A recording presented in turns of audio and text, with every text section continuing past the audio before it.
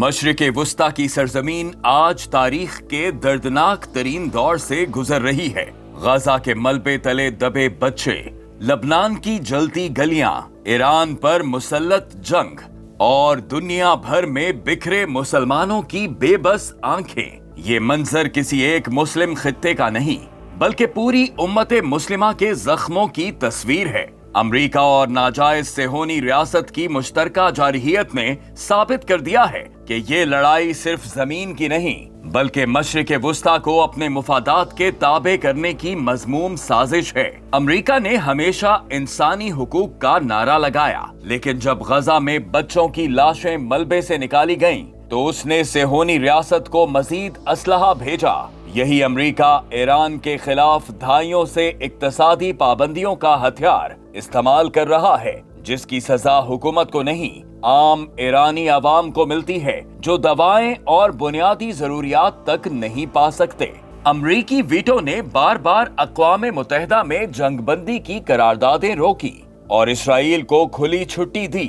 ये महज सियासी हिमायत नहीं बल्कि जुल्म में बराबर की शिरकत है। इसराइल ने अपनी जारहियत सिर्फ गजा तक महदूद नहीं रखी। ईरानी साइंसदानों की शहादतें, साइबर हमले और शाम में बमबारी, ये सब एक मुनज़्ज़म हिकमत अमली के तहत हैं, जिसका मकसद ईरान को कमजोर करके पूरे खित्ते में सेहोनी बालादस्ती को नाकाबिले चैलेंज बनाना है। इस जारहियत के सामने ईरान ने झुकने से इनकार किया और फलस्तीनी मज़ाहमत की हिमायत जारी रखी। इसी मौक़िफ़ की पादाश में ईरान पर जंग मुसल्लत कर दी गई है, जिसमें ईरानी सुप्रीम लीडर से लेकर स्कूल की बच्चियों तक को निशाना बनाया गया। ऐसी सूरत हाल में सबसे तकलीफ दे सवाल ये है कि उम्मत मुस्लिमा कहाँ खड़ी है। 57 मुस्लिम ममालिक, 2 अरब आबादी, फिर भी ये उम्मत बेअसर है क्योंकि मुत्तहिद नहीं।